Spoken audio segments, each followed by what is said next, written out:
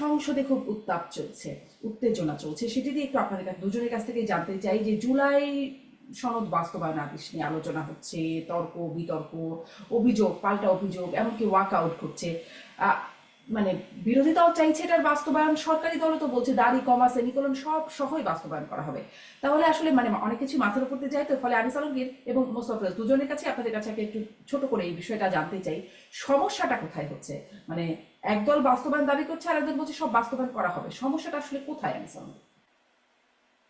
আমার মনে হচ্ছে সমস্যা তাদের বোঝাপড়ার মধ্যে। কারণ একদল বলছে এটা সংস্কার, আরেক দল বলছে সংশোধন। কাজ একটাই। এই শব্দমালার পার্থক্য। সংস্কার আর সংশোধনের মধ্যে পার্থক্যটা আমি তো কি জানি না। সংস্কার মানে কি? এটা কি আপনি ৭২-এর সংবিধান ফেলে দিয়ে নতুন কিছু তো তৈরি করছেন না, সেরকম তো প্রস্তাব আসেনি। আবার সংশোধন মানে কি? যেখানে যেখানে আমরা একমত হয়েছিলাম সেগুলোকে আমরা একমত, মানে সেটা বাস্তবায়ন করব। আপনি বলছিলেন যেটা, যে সরকারি দল বলছে যে আমরা যেটা অঙ্গীকার করেছি সেটা অক্ষরে অক্ষরে পূর্ণ মানে বাস্তবায়ন করব। তো তাহলে এখানে অসুবিধাটা কোথায়? এখন সরকারি দল কি বিরোধী দলের ইচ্ছে পূরণ করবে? কিংবা যে এই জুলাই যে সনদ যারা যেটা তারা স্বাক্ষর করেছিল এর আগের বছরে, সেটা সেই অনুযায়ী হতে হবে। তো সেই অনুযায়ী তো সরকারি দল বলছে যে আমরা করছি, আমরা এমন এমন কিছু করছি না যেটা আমাদের অঙ্গীকারের বাইরে। এই সনদে যেখানে বলা হয়েছে যে নোট অফ ডিসেন্ট সহ, এবং নোট অফ ডিসেন্ট সহ হলে তাদের অভিপ্রায় অনুযায়ী তারা যেটা পেয়েছে এবং জনগণের কাছে তারা যে ম্যান্ডেট নিয়েছে সে অনুযায়ী করবে। কিন্তু আমি জানি না বিরোধী দল এত শব্দমালার উপর কেন এত বেশি জোর দিচ্ছে। এবং সরকারি দল আজকে আজকে তো আপনি জানেন যে এটা বিরোধী দলীয় নেতা একটা মুলতবি প্রস্তাব এনেছিলেন, সেটার জন্য কথা হওয়ার কথা ছিল ২ ঘন্টা। আবার বিরোধী দলীয় নেতা এখানে ওয়াক আউট করলেন এবং সরকারি দলও এটা নিয়ে কথা বলল। সরকারি দলের তো অ্যাটিটিউড খুব পরিষ্কার। তারা তারা বলছে যে এই যে এ, জাতীয় জুলাই সনদ বা সংবিধান সংস্কার প্যাকেটের বাস্তবায়ন আদেশ ২০২৫, এটা রাষ্ট্রপতি জারি করেছে সত্য, কিন্তু তার এখতিয়ার ছিল না এবং আইনে এটা বৈধ নয়। এবং এবং আমি যদি কোট আনকোট করি সালাউদ্দিন সাহেবকে, যিনি স্বরাষ্ট্রমন্ত্রী এবং এই সংস্কার কমিশনে যিনি বিএনপি নেতৃত্ব দিয়েছিলেন, উনি বলেছেন এই আদেশ অন্তর্বর্তী সরকারের অন্তহীন প্রতারণার দলিল। আপনি শব্দগুলো খেয়াল করেন, অন্তহীন প্রতারণার দলিল। এটা অবৈধ আদেশ। তবে আমরা জুলাই সনদের প্রতিটি শব্দ এবং বাক্য ধারণ করি। আমরাই গণভোটের প্রস্তাব দিয়েছিলাম জুলাই জুলাই সনদের ভিত্তিতে। এবং উনি এই এই অন্তহীন প্রতারণার দলিল বলেন এবং আরো বললেন যে এটা গণভোটের অধ্যাদেশকে উনি বলছেন যে জাতীয় প্রতারণার দলিল। এবং যখন তারা প্রতারণার দলিল বলে, যখন এই তাহলে এটা এটা এটা তারা তাদের মতোই বাস্তবায়ন করবে। তারা সরকারি দলের বিরোধী দলের ইচ্ছে অনুযায়ী নেই। বিরোধী দল যে এখন বলছে ৭০% লোক গণভোটের পক্ষে ভোট দিয়েছিল। তো গণভোট তো আহ, অবৈধ, এটা যেমন সব মহল থেকে বলা হচ্ছে বিরোধী দল ছাড়া। এবং অধ্যাদেশই যখন অবৈধ হয় এবং সেটা যখন সংসদে উঠে নাই, তাহলে পুরো বিষয়টা কি দাঁড়ায়? পুরো বিষয়টা দাঁড়ায় যে আমরা যে যে যে যে বিষয়ে আমাদের ঐক্যমত হয়েছে সেগুলাই বাস্তবায়িত হবে এবং এর বাইরে অন্য কিছু নয়। এবং বিরোধী দল এর এর এর মাধ্যমে পাল্টা কি নিতে চাচ্ছে সেটা জাতির কাছে ক্লিয়ার না। আজকে ওনারা রাজপথে যাওয়ারও হুমকি দিয়েছেন যে যদি আমাদের এটা বাস্তবায়ন না হয়, এবং আপনি জানেন যে এটা ১২ এপ্রিলের মধ্যে বাস্তবায়ন হতে হবে। ইয়েটা ওই অধ্যাদেশ গুলো যেগুলো সংসদে তোলা হবে আর কি, যদি না হয় এটা এমনি অটোমেটিক বাতিল হয়ে যাবে। এবং এর মধ্যে সংসদীয় একটা বিশেষ কমিটির কথা বলা হয়েছে সংস্কার করার জন্য, সংস্কার বা সংশোধন যেটাই হোক, সে ব্যাপারেও বিরোধী দলের সম্মতি আছে কি নাই ক্লিয়ার না। একবার একবার তারা সেখানে সংখ্যাগরিষ্ঠতা চায়, সমান সমান সমান সংখ্যা সমান চায়। সমান সমান চায়। আরেকবার বলে যে, বা আরেকবার দেখলাম যে আরেকজন যে না না করতেছে। তো সবকিছু মিলিয়ে আমার মনে হয় যে রাজপথে নামার যে হুমকিটা দিয়েছেন সেটা কথার কথা। কারণ জনগণ এখন আর রাজপথে নামার মতো নেওয়ার মতো না, জনাব ইস্যু আনিস আলমকে রাজপথের আমার ছাড়া হবে হিসেবটা না। একটু আগেও ছিল, ঈদের পরে আন্দোলনের একটা বিষয়টা আমরা আগে আলোচনা করেছি, সেটা নিয়ে আমি আরেকটু পরে আসি যে আসলে আপনি মানে যদিও বলছেন যে সেটি সম্ভাবনা নাই, কিন্তু তারপরেও তাদের যে বক্তব্য সেটি বাস্তবায়ন হতে পারে কিনা, কিন্তু ওই প্রশ্নটা একটু আপনার কাছে রয়ে যায় যে এটি অন্তহীন প্রতারণার দলিল বা জাতীয় প্রতারণার দলিল বলছেন স্বরাষ্ট্রমন্ত্রী। কিন্তু এর উপরে যখন গণভোট হলো, গণভোটের পক্ষে আবার একদম খোদ বিএনপির শীর্ষ নেতা বর্তমান প্রধানমন্ত্রী তারেক রহমান তিনি গণভোটের পক্ষে একবার বলেছিলেন গণভোটে হ্যাঁ করবেন। তাহলে আসলে একটা স্ববিরোধিতা এখন সেটিকে ওনারা কিভাবে ডিফেন্ড করবেন এটি একটু আপনার কাছে পরবর্তীতে জানতে চাইব। মোস্তফা ফিরোজও নিশ্চয়ই এই বিষয়টাও বলবেন। সাথে সাথে আপনার কাছে কি মনে হয় আসলে মূল সমস্যাটা কোথায় হয়ে যাচ্ছে? জুলাই সনদ দুই দলই বাস্তবায়ন করবে বলছে, মূল সমস্যা আপনার চোখে কি পড়ছে মোস্তফা ফিরোজ? জুলাই সনদটাই তো আসলে আমি বুঝলাম না এটা কেন চাপানো হলো, এবং এটা নিয়ে অথরিটিটা কি, অন্তর্বর্তী সরকারের অথরিটিটা কে দিল যে একটা জুলাই সনদ করতে হবে? এটা কে দিছে? যদি বলা হয় রাজনৈতিক দলগুলো, তো রাজনৈতিক দলগুলোকে এই ম্যান্ডেট কে দিল? আমার মাথায় তো এটাই আসে না। মোট কথা শোনেন, এইটা একটা জটিল করছে এই কারণে ডক্টর ইউনূস হচ্ছে 5, 10, 20 বছর আসলে ক্ষমতায় থাকার একটা পায়তারা করছে, যেটা 1/11 মানে সম্ভব হয়নি। এইটা এইবার তারা বাস্তবায়ন করতে চাইছে, এইটাই হচ্ছে আসলে মূল কথা। এই জন্য দেখেন শুরু থেকেই বিএনপি ছাড়া বাকি রাজনৈতিক দলগুলোর এক মানে সব শিয়ালের এক রাত, সব এই জামাত এনসিপি সহ এই এদের এই যে ছাপোষা যেগুলি আছে সব ছানাপোনা সবাই মিলে নির্বাচনের বিরুদ্ধে গেল। কত বড় বেইমান এবং বিশ্বাসঘাতকের দল এইগুলি, যে যারা 15 বছর ধরে একটা সুষ্ঠু অবাধ নিরপেক্ষ নির্বাচনের জন্য লড়াই সংগ্রাম করলো, যাদের নেতা কর্মীরা রাজপথে রক্ত দিল, তারা মানে শেখ হাসিনার পতনের সাথে সাথে বলতেছে আর নির্বাচন দরকার নেই, আমরাই নির্বাচন ছাড়াই ক্ষমতায় থাকবো। এটা হয় কোনোদিন? একটা অসাংবিধানিক শাসন মানে মাসের পর মাস, বছরের পর বছর চলবে? এই আয়োজনই তো করছিল। নির্বাচনের কথা একমাত্র বিএনপি বলছে, কিন্তু বিএনপি আবার অবাক কাণ্ড, যখন নাকি সবাই মিলে বললো যে ওই ওই তো বিএনপি নির্বাচন হলেই ক্ষমতায় যাবে, ওই ক্ষমতার লোভে তারা নির্বাচন চায়, সাথে সাথে বিএনপি আবার চুপসে গেল। বিএনপিও এটা উচিত কাজ করেনি। তাকে প্রথম সরকারের প্রথম মিটিং এ বলা উচিত ছিল যে আপনি দায়িত্ব নিয়েছেন, আপনি নির্বাচনটা কবে দেবেন। যেটা নেপালে আমি বারবার বলি, সুশীলা কার্কিকে চাপ দিতে হয়নি। সুশীলা কার্কির মাথার মধ্যে যেহেতু কোনো মতলববাজি ছিল না, সেই কারণে সে এসেই বলছে যে আমি 6 মাসের বেশি থাকবো না। এবং জেএনজিরা যখন গেছে তার কাছে বলছে যে আমি এই সমস্ত বুঝি না, বলে যে বছরে বছরে সরকার পরিবর্তন হয়, এটার একটা এই করতে হবে, বলে যে এটা পার্লামেন্ট করবে, তোমরা পার্লামেন্টে যে এটা করো। পরিষ্কার কথা।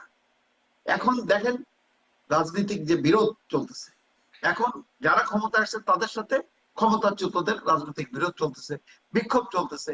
এই সমস্ত ক্ষোভ বিক্ষোভের এই দায় দায়িত্ব তো সুশীলা কার্কি নেয়নি। ইউনূস সরকার এটা নিতে গেল কেন? কে তাকে ম্যান্ডেট দিল?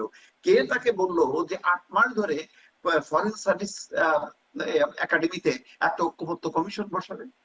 এটা যদি বলেন যে হ্যাঁ বিএনপি রাজি হয়েছে, আমি তো বিএনপির পক্ষে বলছি না, আমি এখানে বিএনপিকেও দায়ী করছি। এই কারণে যে বিএনপি ডে 1 থেকে বলা উচিত ছিল যে আমরা 15 বছর রাজপথে রক্ত দিচ্ছি, নির্বাচনটা কবে হবে আগে এটা ফয়সালা করেন, তারপরে অন্য কিছু। কিন্তু ছিল কারণ তো মানে মোস্তফা ফিরোজ আমাদের যেটা মনে পড়ে যে ওই যে মানে তখন একটা আন্দোলনের হুমকি ছিল, এমনকি অনেকে বিএনপি নেতাদের এমনটাও বলছিলেন সোজা আঙ্গুলে ঘি না উঠলে আঙ্গুল কিভাবে বাঁকা করতে হয়, আর রাজপথে আন্দোলনের হুঁশিয়ারিও দিচ্ছিলেন যে নির্বাচন নিয়ে। যে লন্ডন বৈঠকে গেল তারপর থেকে আর এই আন্দোলনের ডাকটা সব চলে গেল, তারপরে আর কোনো আন্দোলনের ডাক ছিল না কিন্তু।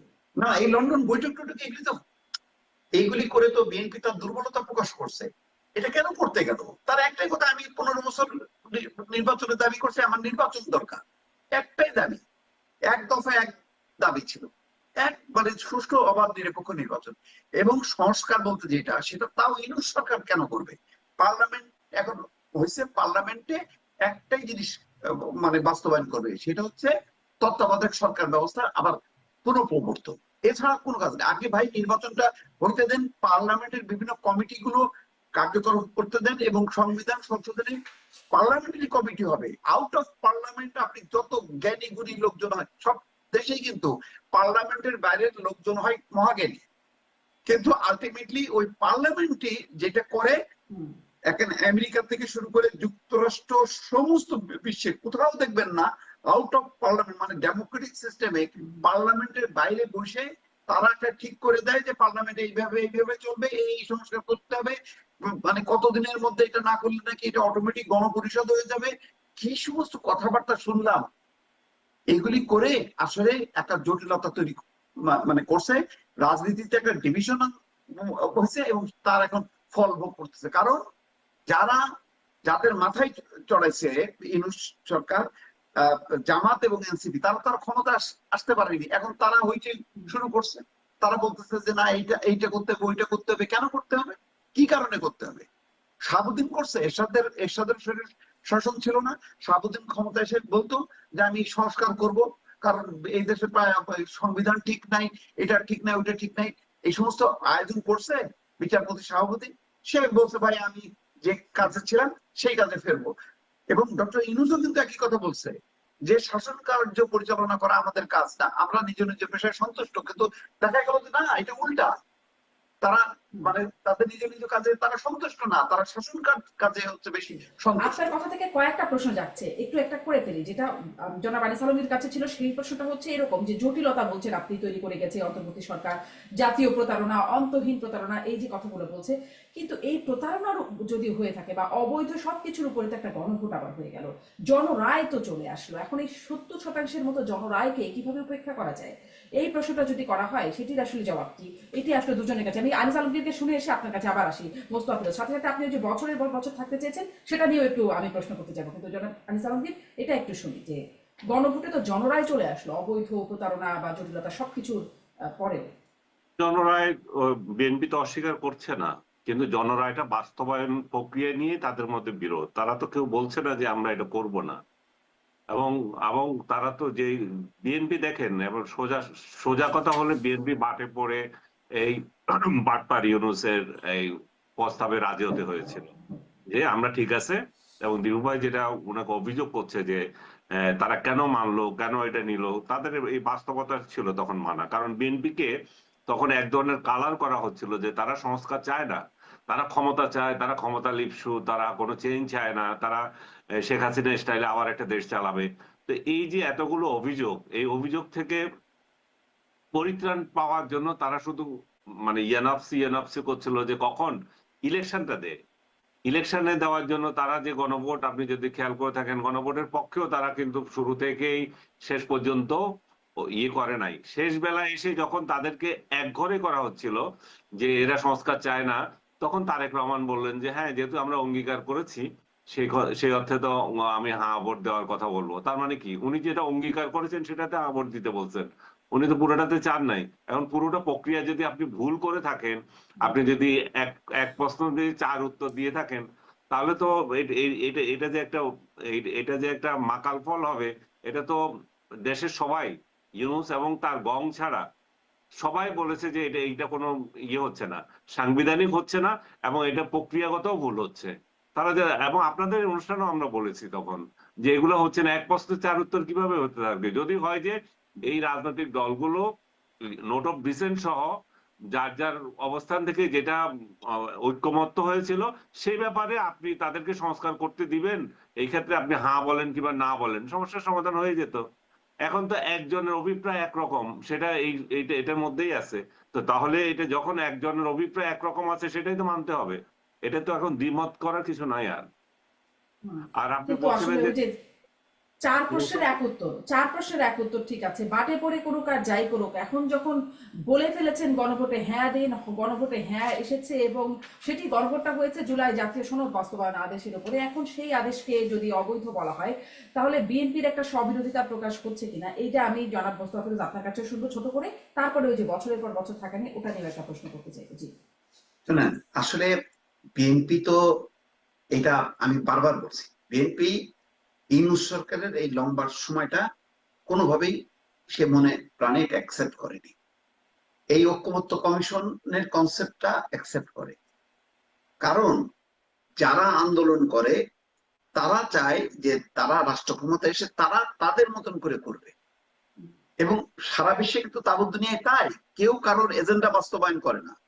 এখানে জামাত আর হয়তো ডক্টর ইউনূস একই, মানে যদি ইউনূসের এজেন্ডা বাস্তবায়ন করতো এটা জামাতের এজেন্ডা হিসেবে হয়তো জামাত গ্রহণ করে, সেইটা ভিন্ন বিষয়। কিন্তু জামাত তো বারবার বলছে যে আমাদের নিজস্ব 31 দফা আছে, এই দফার অনেকগুলো এখানেই তো আছে, তাহলে ঐক্যমত্য কমিশনের আগেই তো আমরা সংস্কার প্রস্তাব দিচ্ছি, আমরা আমাদের মতন করে করবো, তারা অন্যের এজেন্ডা কেন বাস্তবায়ন করবে?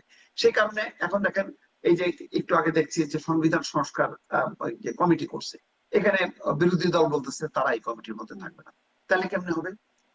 কারণ পার্লামেন্টারি কাজ হচ্ছে বিভিন্ন সংস্কার গুলো করা, বাইরের থেকে কি সংস্কার এলো, কিসের ভিত্তিতে গণভোট এলো? আপনি যেটা বলতে চাচ্ছেন, হ্যাঁ এটা তো আমিও মানি, বিএনপি বোঝা যাচ্ছে যে বিএনপি কৌশল করতে গেছে, কৌশলে যে ছলে বলে কলে কৌশলে কোন রকম একটা নির্বাচনটা আমরা আদায় করি, কারণ তারা নিশ্চিত ছিল যে নির্বাচন হলে বড় রাজনৈতিক দল হিসেবে তারা জয়ী হবে, এবং সেই হিসেবে তারা জয়ী হয়েছে। কিন্তু এটাও ঠিক যে বিএনপির একটা পলিটিক্যাল স্ট্যান্ড থাকা দরকার ছিল। তাদের আজকের যে বিরোধিতা, এই বিরোধিতা তারা ইনায় বিনায় বলছে, কিন্তু এটা আরো স্পষ্ট করার দরকার ছিল, কোথায় কোথায় তাদের আপত্তি, কোথায় কি সেটা বললে ভালো হইতো। এখন বলে নাই বলে ওই যে যেটা আনিস আলমগীর বললো যে পরিস্থিতিটা এমন তৈরি হয়েছিল তখন যদি বিরোধীরা করতো তাহলে দেখা যেত এত মব বাজি শুরু হয়েছিল সারা দেশব্যাপী, যেটা ইউনূস সরকার সামাল দিতে পারতো না, তাইলে হয়তো অন্য কোনো শক্তি এসে ক্ষমতা দখল করে ফেলতে পারতো। তাহলে তখন বিএনপির কি এখন এটা সাংবিধানিক বলা উচিত, শাসনের মানে ব্যাপারটা আপনারা দেখতে পারতো। আপনারা যেটা ব্যাখ্যা করছেন যে তাদের আসলে এটা কৌশল নিতে হয়েছে, ছল বলও বলছেন যে এটা করতে হয়েছে, তাদেরকে বাটে পড়ে করেছে, মানে অনেকগুলো শব্দ উঠে আসছে, তো এটা কি বিএনপির এখন এসে স্পষ্ট করা উচিত যেটি তাদের কৌশল ছিল, আসলে তাদের মানে তারা তাদের উচিত, মতো করে হ্যাঁ বাস্তবায়ন করতেছে? অবশ্যই। অবশ্যই একটা রাজনৈতিক দল তার একটা স্বচ্ছতা থাকবে, তার একটা জবাবদিহিতা থাকতে হবে। আজকে যে কথাগুলো তারা বলছে, কেন তারা ওই সময় বলতে পারেনি, কি কারণে বলতে পারেনি? আজকে বলছে এটা প্রতারণার দলিল, আপনি তার মানে কি, প্রতারণার দলিল বলা মানে কি? ডক্টর ইউনূস একটা প্রতারক সরকার ছিল, সোজা কথা, এটাই কিন্তু বলতে চেয়েছে।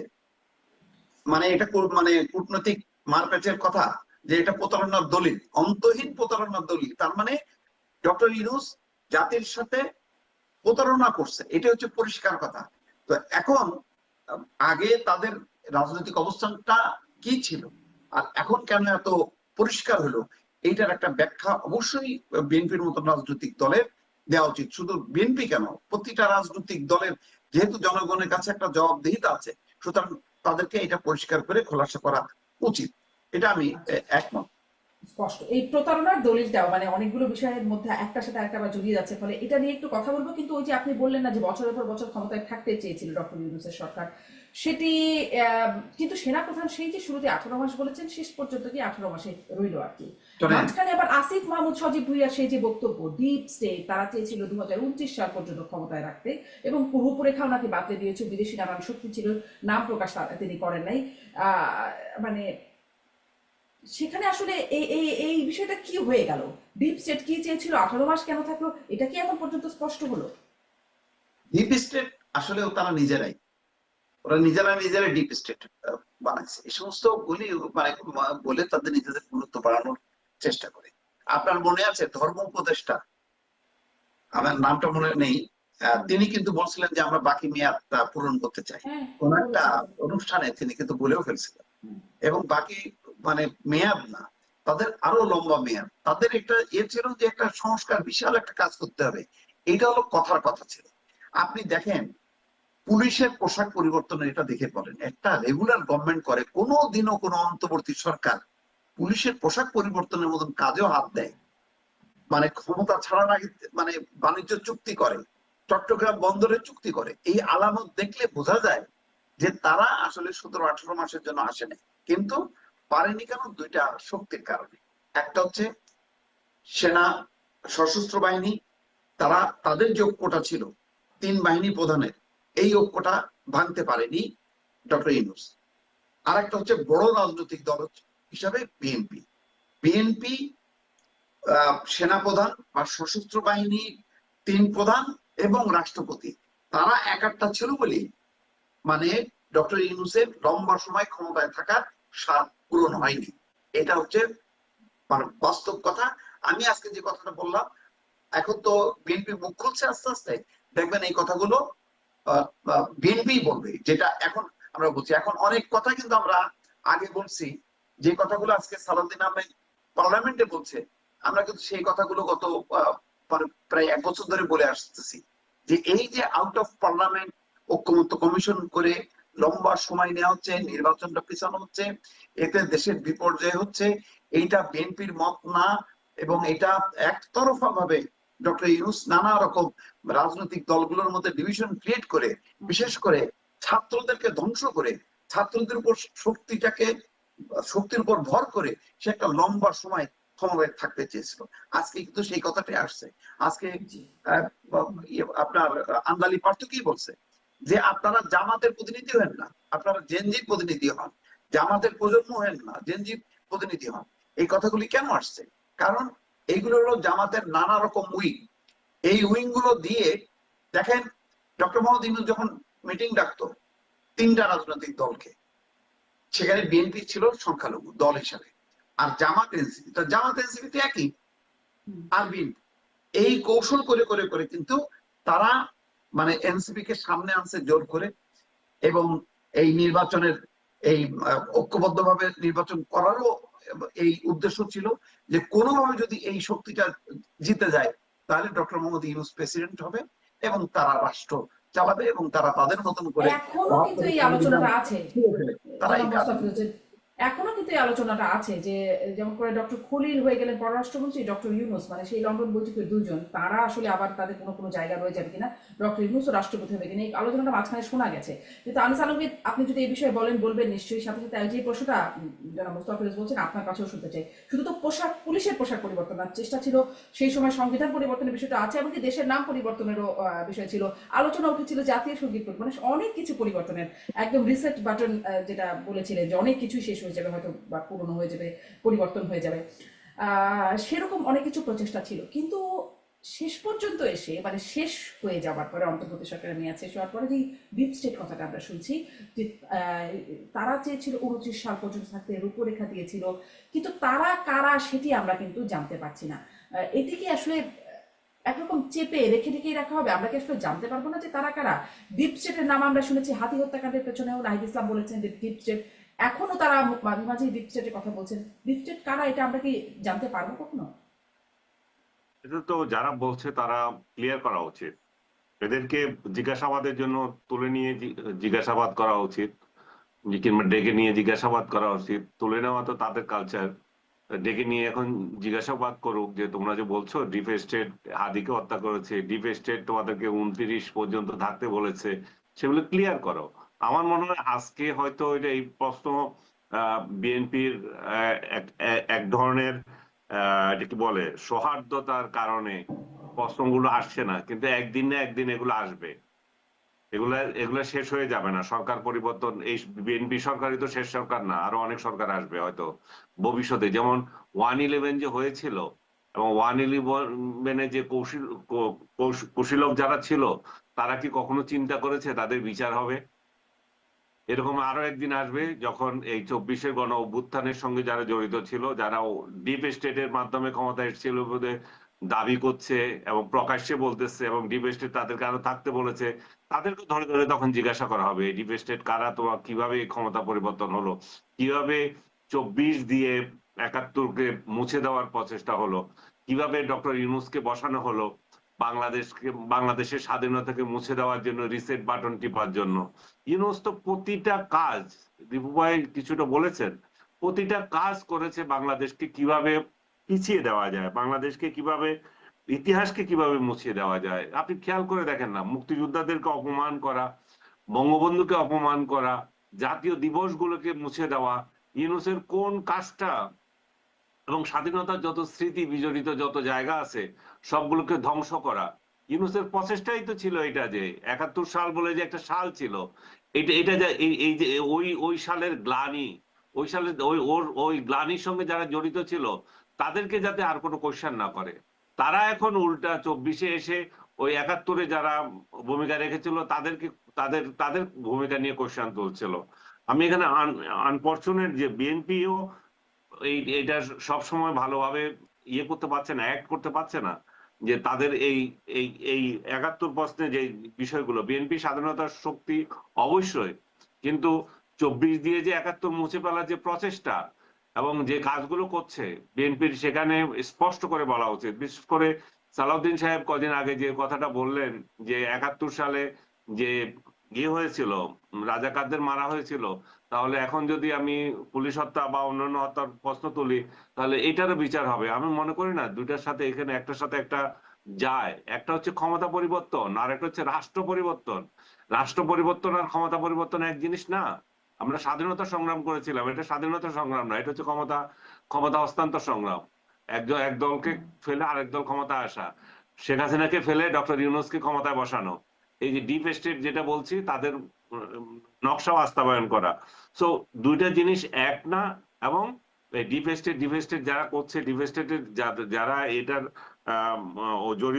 জড়িত আছে বলছে, তাদেরকে থাকতে বলছে, আমি মনে করি আগের মতো একই কথাই বলবো, এদেরকে ধরা উচিত, এদেরকে ধরে জিজ্ঞেস করা উচিত যে কারা কারা এটাতে জড়িত আছে এবং কিভাবে এটা ডিপ স্টেটের কার্যক্রম, এটা কিভাবে হলো, তাহলে এটা ক্লিয়ার হয়ে যাবে আজকে। এবং ভালোই হলো এক ধরনের, এই বিএনপি সরকার হয়তো তার এটা জিজ্ঞাসাবাদ করবে না, কিন্তু এটা ইতিহাসে দলিল হয়ে থাকবে। এই যে এখন যেরকম 111-এর 2-3 কৌশলীকে ধরছে, তখন এগুলো কিন্তু আবার রেকর্ড হিসাবে সামনে আসবে, তখন জিজ্ঞেস করবে। জি, আমি আমার সম্প্রতি একটা অনুষ্ঠানে কথা হচ্ছিল, ডাক্তার জাহেদ, তিনি এখন প্রধানমন্ত্রীর উপদেষ্টা, তাকেও আমি এই প্রশ্নটা জিজ্ঞাসা করছিলাম যে ভবিষ্যতে তাদেরকে আবার কখনো মানি লন্ডারিং বা হত্যা মামলা, এই ধরনের কোনো মামলায় তাদের, শিওর যে তাদেরকে ধরা হবে না? আনিস আলমগীর আপনাকে এই প্রশ্ন করেছে। হ্যাঁ, তাদেরকে ধরবে তো, তারা তারা তো, কারণ আমরা তো দেখছি ইতিহাস বারবার পাল্টে যাচ্ছে। এই যে কথাটা বলছিলাম, ইউনূসের বাড়ি আক্রমণ হবে, ইউনূসের বাড়িও তো এই জন্য সে ক্ষিপ্ত হয়েছিল। এটা তো কেন বলেছিলাম, কারণ বলেছে যে উনি যে কালচার তৈরি করে গিয়েছেন, উনি যে মবের জনক হিসেবে প্রতিষ্ঠা করে গেছেন, রাষ্ট্রকে যে তছনছ করে দিয়েছেন, প্রতিহিংসা ঘরে ঘরে প্রবেশ করে দিয়েছেন, নিরপরাধ লোকদেরকে জেলে ভরে রেখেছেন, এখনো পর্যন্ত হাজার হাজার নিরপরাধ লোক জেল খাটতেছে এবং একটার পর একটা মামলা তাদেরকে দিয়ে যাচ্ছে, কোনো আইন পাচ্ছে না, বিচার পাচ্ছে না। যে এই যে পরিস্থিতিগুলো তৈরি হয়েছে, এগুলোর জন্য দায়ী কে? এগুলোর জন্য তো দায়ী আসিফ নজরুল আর ডক্টর ইউনূস। তো কিন্তু তাদের এখন তো এগুলোকে ক্ষমতায় বিএনপি সরকার, এখন তো ক্ষমতায় বিএনপি সরকার, বিএনপি এসে 2 দফায় মানে 2000-এর উপরে মামলা তারা মানে প্রত্যাহার করে নিয়েছে। ইউনূস সরকারের আমলে 23,000-এর উপরে মতো মামলা তাদের প্রত্যাহার হয়েছে। ফলে বিএনপি তো এখন ক্ষমতায়, বিএনপি তো এখন চাইলেই বিষয়গুলোতে নজর দিতেই পারে।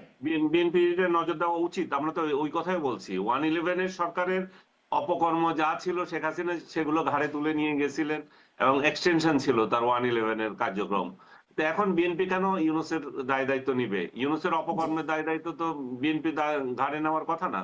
বিএনপির অবিলম্বে এই মামলাগুলো পর্যালোচনা করা উচিত। যে সমস্ত আমি ফলে দেখলাম ফলে যে আইসিটির ব্যাপারে বলা হয়েছে যে পর্যালোচনা করবে, শুধু আইসিটি না, সব কয়টা মামলার পর্যালোচনা করতে হবে 5 আগস্টের পর থেকে যত হত্যা মামলা হয়েছে। কারণ এগুলো পর্যালোচনা করলে জুলাইয়ে যে শহীদ যারা ছিল তারা লাভবান হবে।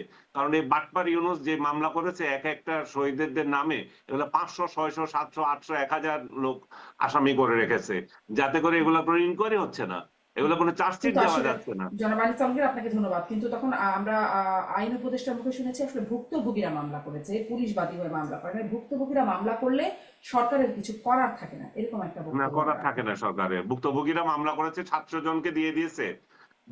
সে নিজেই, ওই বাটপার নিজেই তো বলছে যে যারা যারা এই যে লোকগুলো যারা অন্যায়ভাবে গ্রেপ্তার হয়েছে, আদালত যখন তাদেরকে ছেড়ে দিচ্ছে, 700-800 লোক যে হতে পারে না, আদালত তো সেটা উপলব্ধি করেছে। এই বাটপার তখন বলে যে কিভাবে আদালত ছেড়ে দেয়, তো তা আদালত কি করবে? ওই তো এইগুলো তৈরি করে গিয়েছে। আমি আসিফ নজরুলের কথা বলছি, সে তো জি জি তৈরি জি করে গেছে স্পষ্ট। এগুলা। জি জি, অনেক ধন্যবাদ আনিস আলমগীর। সরকারের কিছু করার থাকে না, সেটি মানে তখন আইন উপদেষ্টা বলেছিলেন, কিন্তু আবার সরকার যে করেছিল নিজেদের মামলাগুলো যেগুলো ছিল সেগুলো আবার ঠিকই মানে তখন বাতিল হয়ে গিয়েছিল, সেটি আবার করার ছিল। কিন্তু আমি জনাব মোস্তফা ফিরোজ, আপনার কাছ থেকে ওই ডিপ স্টেটের ইস্যুটা একটু একটু শুনতে চাইবো নিশ্চয়ই। আর এই প্রসঙ্গটাও যদি একই সাথে আপনার আলোচনায় আসে, যে রাজাকার হত্যার বিচার যেহেতু হয় না, স্বরাষ্ট্রমন্ত্রী যে সংসদে বললেন রাজাকার হত্যার বিচার যেহেতু হয় না, পুলিশ হত্যার বিচারও হবে না, এবং সেটি আশ্বস্ত করেছেন, যেটির জন্য জুলাই সুরক্ষা অধ্যাদেশ হয়েছে। আপনি কি এই বিষয়টিকে যথার্থ মনে করেন? বিএনপির একটা বক্তব্য একটা মানে দুই রকমের আছে। বলছে যে মানবতা বিরোধী সমস্ত অপরাধের বিচার হবে। তো মানবতা বিরোধী সেটা দুইটা, একটা হচ্ছে যে সংঘাতের সময় যেই মানে পাল্টাপাল্টি হয়েছে, পুলিশ গুলি চালাইছে, তখন মব যে তখন আহ, তাদেরকে মারছে, কারণ যেহেতু নিরস্ত্র জনতা। অন্যদিকে এটা লড়াইয়ের ময়দান, কিন্তু লড়াইয়ের বাইরে পরিকল্পিতভাবে ধরে ধরে যে মারা পোড়ানো, এগুলো তো অবশ্যই অপরাধ। এবং সেটা তো আমরা নেপালেও দেখলাম যে অভ্যুত্থানের পরে যে ঘটনাগুলো ঘটছে সেগুলো কিন্তু সুশীলা কার্কিও কিন্তু এটা অপরাধ হিসেবে মান্য করছে। আমার ধারণা যে বিএনপি এখন রাজনৈতিক সরকার, যেহেতু গত 18 মাস ধরে তারা নানা কৌশলে আস্তে আস্তে আস্তে এগোচ্ছে। 111-এর এটাও দেখেন যে তাদের মাথায় ছিল, কিন্তু আসার পরের দিনই যেমন ওই ইয়ে ইয়ে করছে নেপালের সরকার, যেমন পরের দিনই প্রধানমন্ত্রী এবং স্বরাষ্ট্রমন্ত্রীকে ধরছে। বিএনপি ওই ভাবে না, যে সে যেহেতু তার সামনে প্রতিপক্ষ রাজনৈতিক দলগুলো এখন যথেষ্ট পরিমাণ শক্তিশালী এবং তারা নানা রকম ভাবে কথা বলে বিভ্রান্তি একটা তৈরি করতে পারে, সুতরাং সে স্টেপ বাই স্টেপ যাবে। যেমন আসিফ নজরুল এবং ডক্টর ইউনূসের সময় যে মামলাগুলো দিয়ে শত শত মানুষকে জেলে পড়ছে, আমার ধারণা যে এইটা হয়তো 6 মাসের মধ্যে এটার একটা মানে সমাধান হবে। এখন আসার সাথে সাথে পরের দিন যদি গণহারে মানে ছেড়ে দেয়, তখন এটার একটা রাজনৈতিক ব্যাখ্যা হবে এবং নতুন সরকার এসে একটা বিপাকে পড়বে। সুতরাং হয়তো ধীরে সুস্থে আস্তে আস্তে সেই জিনিসগুলি হবে। আমি তো বলি তো যে আমি মনে করি যে আগামী 1 বছরের মধ্যে আওয়ামী লীগও রাজনৈতিক শক্তি হিসেবে মাঠে আসবে, সেরকম পরিবেশ তৈরি হবে। কিন্তু সেটা কি কালকেই হবে না পরশুদিন হবে? হবে না। এবং আওয়ামী লীগকেও বুঝতে হবে যে আওয়ামী লীগ এখন যে এই রাজনীতির খেলার মাঠে কোন টিমকে নামাবে, শেখ হাসিনা অধিনায়ক হিসেবে সেই আওয়ামী লীগ টিমকে নামাবে, নাকি অন্য কাউকে অধিনায়ক বানায় সেই টিমকে রাজনীতির মাঠে নামাবে, এইটা আওয়ামী লীগকেও চিন্তা করতে হবে। ফলে অনেকগুলো রাজনৈতিক মানে সমীকরণ হয়তো 1 বছরের মধ্যেই এটার একটা সমাধান আমরা পাবো। অন্যদিকে যেই বিচারগুলি ঠান্ডা মাথায় ধরে ধরে যেগুলি হত্যা করা হয়েছে, খুন করা হয়েছে, সেগুলো প্রতিশোধ নেওয়া হয়েছে, সেগুলি তো মানবতা বিরোধী অপরাধ, সেগুলোরও হয়তো আস্তে আস্তে হবে। মোট কথা রাজনৈতিক পরিস্থিতিটা বিএনপি যতক্ষণ না পর্যন্ত এখন পূর্ণ নিয়ন্ত্রণে না আনতে পারছে, ততক্ষণ পর্যন্ত এখনই বলে দেওয়া যাবে না যে বিএনপিও তো তাহলে একই পথে চলছে। এটা বলার এখনো সময় আসেনি। তবে অবশ্যই এই আলাপ আলোচনা গুলো এবং এই রাজনৈতিক চাপটা রাখতে হবে, কারণ আমরা জানি আপনার একটা পূর্বাভাস 1 বছর, 1 বছর আপনার একটা পূর্বাভাস আপাতত আমরা নিচ্ছি যে 1 বছরের মধ্যে আসলে অনেক কিছু রাজনীতির মাঠে হবে, অনেক কিছু আমরা দেখতে পাবো 1 বছরের মধ্যে। আরেকটু এই বিষয়ে, যে সংসদের বিষয়ে কথা বলতে শুরু করেছিলাম, সংসদে প্রধানমন্ত্রী আজকে কথা বলেছেন, তার 1 মাস মানে বিএনপি সরকারের 1 মাসের কার্যকরী পরিকল্পনা সেগুলো তুলে ধরেছেন। ফ্যামিলি কার্ড, কৃষক কার্ড, ইমাম মুয়াজ্জিন সহ অন্যান্য ধর্মেরও ওই একই শ্রেণীর ধর্মীয় যারা আছেন তাদের পেশাগত দায়িত্ব পালন করে তাদের যে বেতন ভাতা দেওয়া হচ্ছে, এই মানে তাদের যে 1 মাসের কার্যকলাপ সেটি তিনি ব্যাখ্যা করেছেন। তখন বিরোধী দলীয় সংসদ সদস্য আখতার হোসেন তিনি প্রশ্ন করেছিলেন যে কতজনকে আসলে এই কার্ড দেওয়া হবে, এর বাজেট কতটা হবে, মূল্যস্ফীতি হবে কিনা, এটারও একটা ব্যাখ্যা দিয়েছে, কিন্তু বাজেট কত হবে সেটি তিনি বলেন নাই। বলছেন এটি আসলে সময়ে সময়ে পরিবর্তন হবে, বাড়বে, এটার পরিধি বাড়তে থাকবে। কিন্তু এই বাজেটগুলো সব তো আসলে দেখা যাচ্ছে এখন দেয়া হচ্ছে। ফ্যামিলি কার্ড, কৃষক কার্ড, বেতন ভাতা ইমাম মুয়াজ্জিনদের, আবার দেখছি স্কুলের বাচ্চাদের পোশাক দেওয়া হবে, আবার এদিকে তেলে ভর্তুকি দেওয়া হচ্ছে, মানে অনেকগুলো দিতে হচ্ছে। শুনেছিলাম তো নাকি সব খালি হয়ে গেছে আমাদের কোষাগার, টাকা পয়সা নাই। সেটা আসলে এইগুলো আসছে কোথা থেকে সেটি কি স্পষ্ট হয়? মানে বাজেট কত হবে সেটি বলেন নাই, কিন্তু বাজেট আসছে কোথা থেকে স্পষ্ট। দেখেন এগুলি তো দীর্ঘমেয়াদী পরিকল্পনা। শেখ হাসিনা যেমন বিধবা ভাতা, বয়স্ক ভাতা চালু করছে, এগুলি কি বাতিল করছে? করেনি। সেগুলি কি প্রথম দিন থেকে কি সমস্ত বয়স্ক সমস্ত বিধবারা আসছে? তারাও তো আসেন। আস্তে আস্তে এগুলি নেটটা বাড়ছে। এখন রাষ্ট্রের সবকিছু নির্ভর করবে রাষ্ট্রের সক্ষমতাটা কতটুকু। রাষ্ট্র যদি এই বছর তার জ্বালানি তেলের কারণে চরমভাবে আক্রান্ত হয়, অর্থনৈতিক দুরবস্থা হয়, তাহলে এই ফ্যামিলি কার্ড, কৃষক কার্ডের পরিধিটা একটা মাত্রা পর্যন্ত যে থেমে যাবে। তারপরে আবার যখন কি মানে আবার পরিস্থিতি ভালো হবে, তখন এরা আওতা বাড়বে। এটা তো একটা কোনো দলের কোনো কর্মসূচি না, এটা তো একটা সরকার রাষ্ট্রের কর্মসূচি।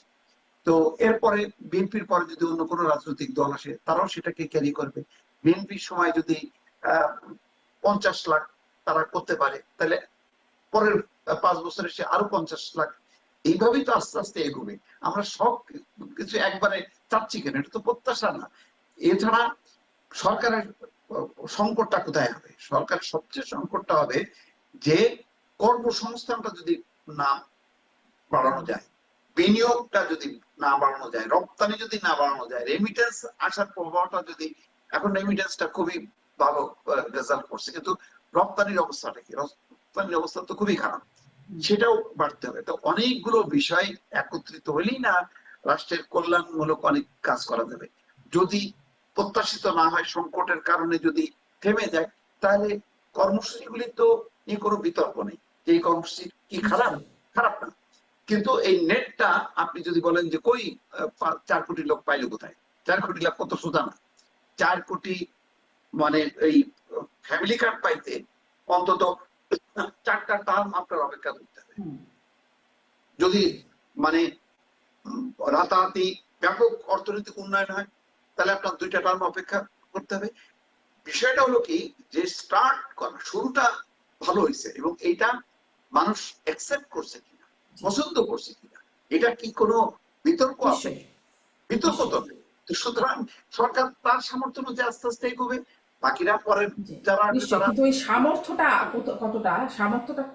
সামর্থ্যটার উৎস কি, সেটাই একটা প্রশ্ন। যারা মানিক চালঙ্গীর, আপনার কাছে একটু শুনতে চাই।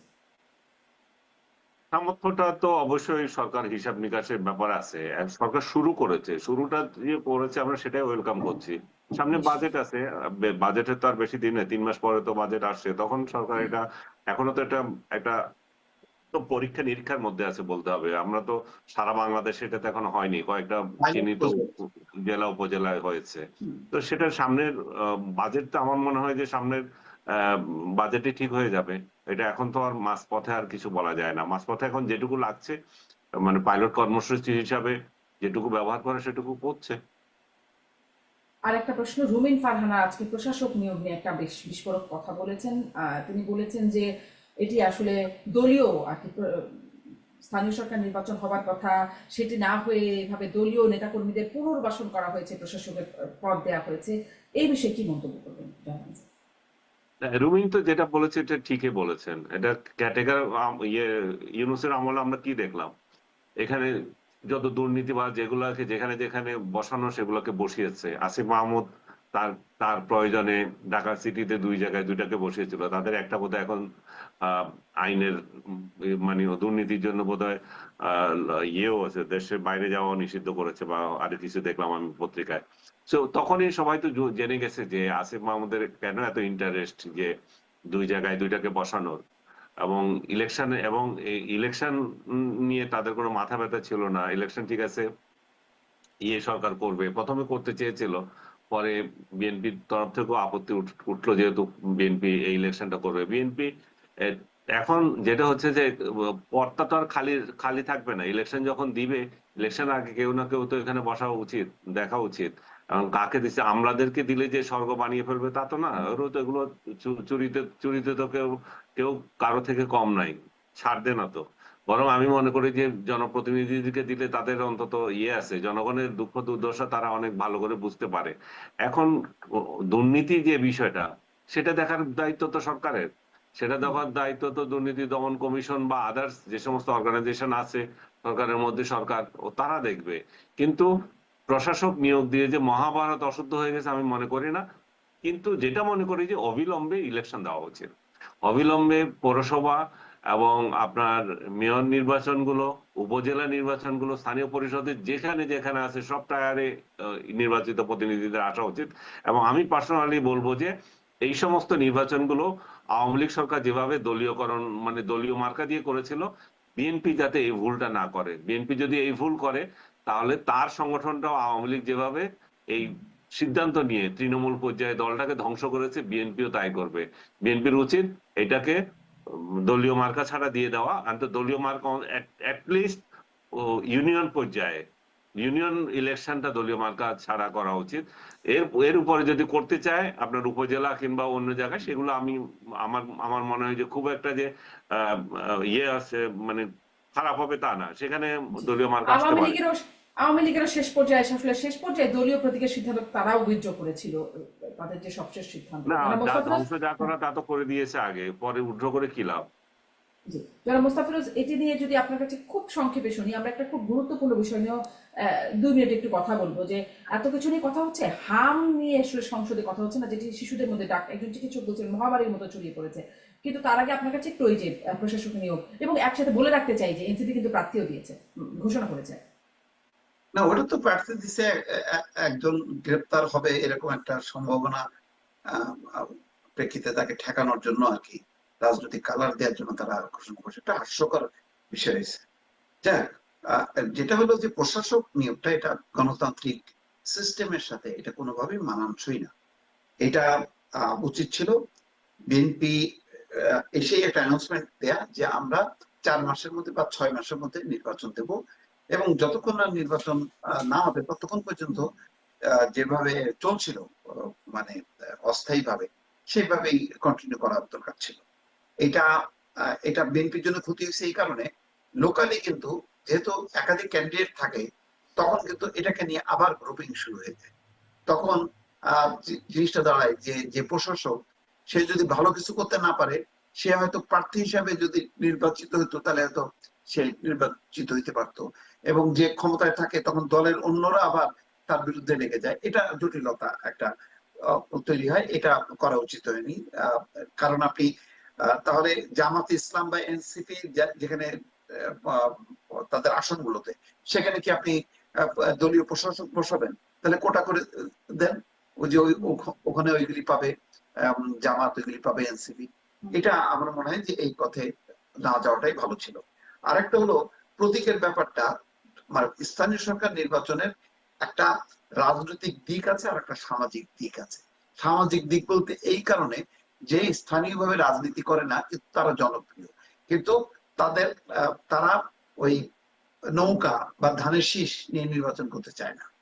তো সেই কারণে এটাকে দলমুক্ত করার দরকার ছিল। করলে একদম যারা স্পষ্ট।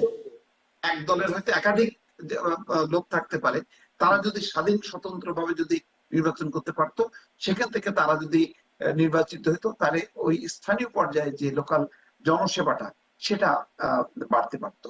দলীয় একদম প্রতীকে স্পষ্ট। একদম স্পষ্ট, দলীয় প্রতীকের আপনিও বিরোধিতা করছেন। একদম শেষ পর্যায়ে এসে 1 মিনিট করে যদি আপনার কাছ থেকে শুনি, যে অনেক বিষয় তো আলোচনা হচ্ছে, কিন্তু হাম নিয়ে কিন্তু সংসদে আলোচনা হচ্ছে না। অনেক শিশুর প্রাণহানি ইতোমধ্যে ঘটেছে। টিকা যেটি স্বাস্থ্যমন্ত্রী দাবি করছেন গত 8 বছর দেওয়া হয় না, কিন্তু আসলে দেখা যাচ্ছে যে 24 সালে সেটি মানে অন্তর্বর্তী সরকারের সময় সেটি আসলে খুব খারাপ অবস্থা। বিগত সময়গুলোতে প্রায় 90% মতো ইপিআই অন্তত তাই বলছে সরকারের যে টিকা কর্মসূচি, সেটি নিয়ে একটু আপনাদের কাছে শুনতে চাই যে না, কি বিগত অবস্থা। সরকার আমলে তো এটা আমি মনে করব যে এই কার্যক্রমগুলো ঠিক মতোই চলেছে, এবং আমার মনে হয় শেখ হাসিনা একবার এই এই কার্যক্রম সফলতার জন্য জাতিসংঘ কিংবা অন্য কোনো একটা অর্গানাইজেশন থেকে পুরস্কারও পেয়েছিলেন। গ্যাভি। তো হ্যাঁ, গ্যাভি আচ্ছা, আমার সংস্থাটা, খেয়াল নাই হ্যাঁ। কোনটা থেকে পেয়েছেন। তো সেই জায়গায় তাহলে তো সফলতা ছিলই, এবং এই কদিন যেহেতু কোনো আলোচনাই হয়নি, এবং ডক্টর ইউনূস এমন একটা মহিলাকে এখানে বসিয়ে দিয়েছিলেন যার স্বাস্থ্য সম্পর্কে ন্যূনতম জ্ঞান নাই। সে যেভাবে যে যে বিভিন্ন জায়গায় যেভাবে অপদার্থগুলোকে বসিয়েছিলেন, ঠিক একইভাবে এই কায়দায় এখানেও একটা বসিয়েছিলেন যার কোনো হিসাব নাই যে টিকাগুলো কি হবে এবং আমাদের শিশুদের যে অবস্থা পতিত হতে পারে, এই পরিস্থিতি যে দেশ দেশ দেশ পড়বে, এই কোনো মানে দূরদর্শিতা তো ছিলই না। দূরদর্শিতা দূরের কথা, সাধারণ জ্ঞানও নাই। তাহলে সেই জায়গায় আজকে আজকে পর্যন্ত 41 জন শিশু মারা গেছে। এটা তো সংখ্যা হিসাবে তো বিরাট একটা বিষয়। আমাদের যেখানে আমরা এই সমস্ত কার্যক্রমের জন্য হোল সাউথ এশিয়াতে বাংলাদেশ চ্যাম্পিয়ন ছিল, যে বাংলাদেশের সামাজিক খাতগুলোতে টিকা এবং অন্যান্য যে সমস্ত খাতগুলোতে স্বাস্থ্য সংক্রান্ত বাংলাদেশ এগিয়ে ছিল, সেই জায়গায় বাংলাদেশকে কোথায় পিছিয়ে দিয়েছে। তবে একটা সুখের সংবাদ যে স্বাস্থ্যমন্ত্রী আজকে বলেছেন যে 5 তারিখ থেকে এটা আবার দেওয়া হবে, এবং 2 লক্ষ সামথিং টিকা অলরেডি দেওয়ার ওনারা একটা কর্মসূচি নিয়েছেন, না 2,19,00,000, 2 লক্ষ না, 2,19,00,000 টিকা দেওয়ার তারা একটা কর্মসূচি নিয়েছেন, এবং হয়তো শুক্র শনিবারের মধ্যে বা বৃহস্পতি শুক্রবারের মধ্যে চলে যাবে এই সমস্ত টিকাগুলো। এটা একটা ভালো লক্ষণ। আমি মনে করি যে সরকার তড়িৎ সিদ্ধান্ত নিয়েছে, এবং স্বাস্থ্যমন্ত্রী এখনো পর্যন্ত যে সমস্ত কার্যক্রম দেখছি তার ভালো উদ্যোগ। তার যে যদি তুলনা করি ওই ভদ্র মহিলা নূরজাহান নামে ওই মহিলার সঙ্গে, অনেক অনেক অনেক ভালো কাজ করছেন স্বাস্থ্যমন্ত্রী বর্তমানে। অনেক ধন্যবাদ আনিস আলমগীর। মোস্তফা ফিরোজ, আপনার কাছ থেকে একটু খুব সংক্ষেপে শুনি। না, একই এখন এই কার্যক্রমগুলির উপরে আসলে আহ, মানে আরো ফোকাস করা, প্রতি বছর এটাকে আরো মানে শিশুদেরকে নিয়ে আসা, এই কাজগুলোর মধ্যে অবহেলা হয়েছে, এটা সত্য। এখন শেখ হাসিনার সময় কতদিন পর্যন্ত এটা খুব স্ট্রং অবস্থায় ছিল, ভালো মাঠ পর্যায়ে কাজ ছিল, এগুলি তো মানে আহ, স্বাস্থ্য অধিদপ্তরের একদম তৃণমূল পর্যায়ের যে রিপোর্ট, সেই রিপোর্টের উপর নির্ভর করে। তো আমার ধারণা যে এই, যেহেতু এটা টেকনিক্যাল মিনিস্ট্রি, স্বাস্থ্য মন্ত্রণালয় আরেকটু পর্যালোচনা করা, তথ্যগুলো সামনে রাখা এবং তার ভিত্তিতে কথা বলা এবং ব্যবস্থা নেওয়া, এই কাজগুলির মধ্যে আমার মনে হচ্ছে যে কিছুটা মানে ঘাটতি আছে। এখন দেখেন মন্ত্রীরা শুধু দৌড়াচ্ছে দৌড়াচ্ছে, আমি বুঝতে পারি যে তারেক রহমান নিজে যেহেতু দৌড়াচ্ছে, ওনারাও মনে করছেন যে খুব দৌড়ঝাঁপ করবো, কাজগুলি হয়ে যাবে। কিন্তু এই দৌড়ঝাঁপ করাটা কিন্তু সবসময় ভালো জিনিস না। আগে স্টাডি করা, তারপরে দৌড় দেওয়া, এই জায়গাটায় আমার ধারণা যে একটু গ্যাপ হচ্ছে। তো সেই জায়গাটা মিনিস্ট্রি ওয়াইজ এই জিনিসটাই করা দরকার, যে আগে জি, মানে তথ্যগুলি রাখা, কি কি করতে হবে সেই পরিকল্পনাগুলি ঠিক করা, তারপরে তার ভিত্তিতে দৌড়ঝাঁপ করা, সেই কাজটা খুব জরুরি। অনেক ধন্যবাদ জনাব